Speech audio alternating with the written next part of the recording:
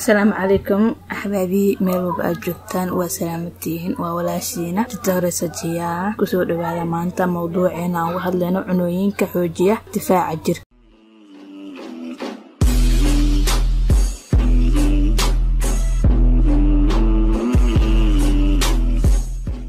kahortaga ugu muhiimsan waa inuu qofka ku xoojiyaa difaaca jirkiisa kaas oo habab badan uu ku xoojin karo waxa kamid ah cunooyinka dabiiciga ah oo uu qofku isticmaalo noocyo daawooyin kamid ah iyo xitaa jimicsiga iyo biyaha badan uu qofku cabo waxay ka qayb qaataan sare u qaadida difaaca jirka hadaba halkan ayaan idinka soo gudbinayaa qaar kamid ah cunooyinka xoojiya difaaca jirka 1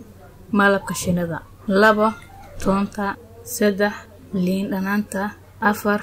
sanjabiilka iyo huruudda karoomka